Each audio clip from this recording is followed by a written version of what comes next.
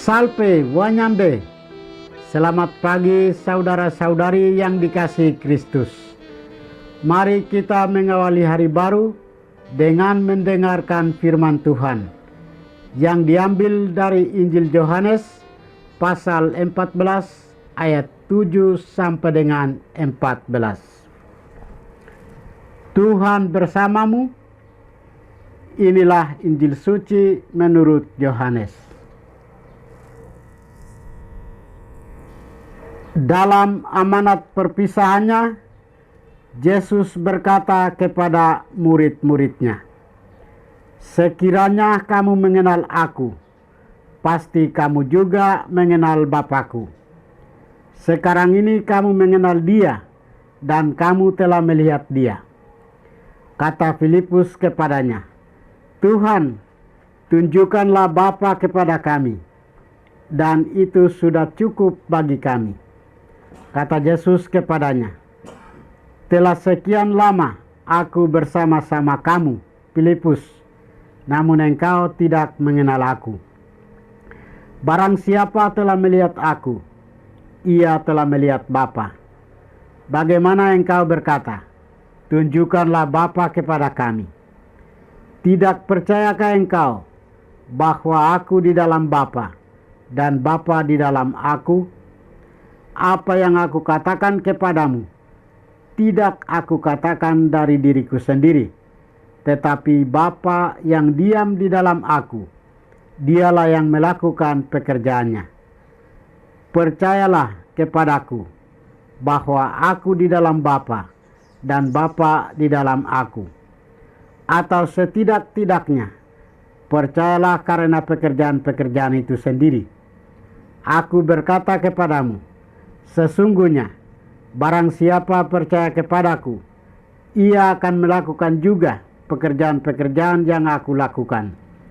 Bahkan pekerjaan-pekerjaan yang lebih besar daripada itu. Sebab aku pergi kepada Bapa, dan apapun yang kamu minta dalam namaku, aku akan melakukannya, supaya Bapa dipermuliakan di dalam Anak.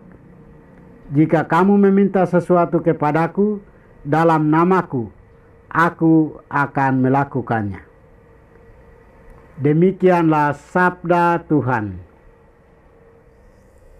Saudara-saudari yang dikasihi Kristus, tema kita hari ini adalah jika kamu mengenal aku, kamu juga mengenal Bapa-Ku. Yohanes dalam Injil hari ini mengisahkan tentang Yesus memberikan amanat perpisahannya kepada para murid. Dalam amanat perpisahan, Yesus berkata kepada para murid, "Jika kamu mengenal aku, kamu juga mengenal Bapa-Ku. Sekarang ini kamu mengenal Dia, dan kamu telah melihat Dia." Mendengar amanat itu, para murid merasa goyah iman mereka. Maka Filipus mewakili para murid lain, dan sekarang ini bagi kita. Ia berkata kepada Yesus sang gurunya, "Tuhan, tunjukkanlah Bapa itu kepada kami. Itu sudah cukup bagi kami." Ketika iman kita menjadi goyah dan merasa dangkal, kita pun meminta Tuhan memberikan kita bukti nyata. Kita masih harus meminta tanda agar kita semakin percaya.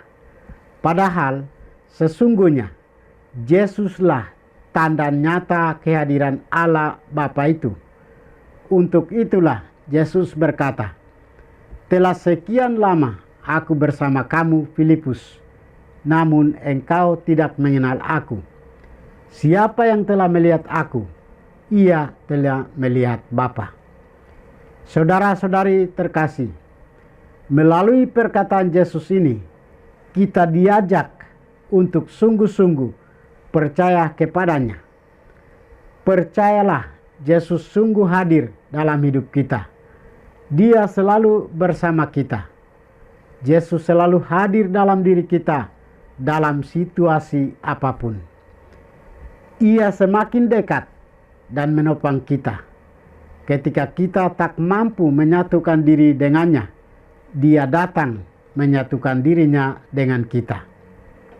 Sebab Yesus adalah Allah Emmanuel, Allah beserta kita. Dalam situasi bahagia maupun mengalami kesulitan, kita harus bersatu dengan Kristus. Sebab kekuatan yang paling utama hanyalah mengalir dari Allah kita. Dialah yang membangkitkan harapan dan semangat hidup. Dialah yang menumbuhkan daya pembebasan.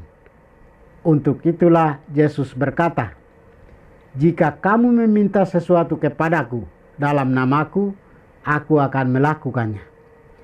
Dalam kehidupan jemaat-jemaat awal juga mengalami hal yang sama. Salah satu contoh adalah jemaat Korintus. Mereka menghadapi banyak tantangan karena iman mereka akan Yesus Kristus. Maka Rasul Paulus menasihati mereka dengan menegaskan agar mereka jangan sampai lari dari iman. Jangan sampai meninggalkan Injil Tuhan yang menyelamatkan. Untuk itu Rasul Paulus berkata, "Oleh Injil itu kamu diselamatkan, asal kamu teguh berpegang padanya, seperti yang telah kuberitakan kepadamu." Mereka harus berpegang teguh dan bersatu secara intim dengan Yesus yang telah wafat dan bangkit. Marilah kita berusaha menyatukan diri di dalam Kristus yang wafat dan bangkit. Kita mempersembahkan seluruh diri kita kepada Dia yang wafat dan bangkit untuk kita. Tuhan memberkati kita. Marilah kita berdoa. Tuhan, pagi ini kami kembali naikkan puji dan syukur kepadamu. Terima kasih sudah menjaga kami saat kami tidur maupun bangun. Terima kasih untuk udara sejuk dan segar pagi ini. Kami mohon, bukalah mata hati kami, agar kami mampu memandang kemurahan dan karya-Mu. Mampukanlah kami, agar kami boleh memuji dan memuliakan-Mu melalui pekerjaan dan pelayanan kami hari ini. Bukalah hati kami, agar kami menyadari kesalahan kami dan bertobat. Semoga dengan rendah hati, kami menerima rahmat-Mu yang tinggal dalam hati kami. Kristus terang dunia, berkatilah keluarga kami. Jadikanlah kami alat kasih-Mu, dan pantaskanlah kami menjadi hamba-Mu yang setia. Demi Kristus Tuhan dan pengantara kami. Tuhan bersamamu. Semoga kita sekalian, orang-orang yang kita kasih dan doakan, seluruh aktivitas kita hari ini dibimbing, dilindungi, dan diberkati oleh berkat Allah yang Maha Kuasa, Bapa dan Putra dan Roh Kudus.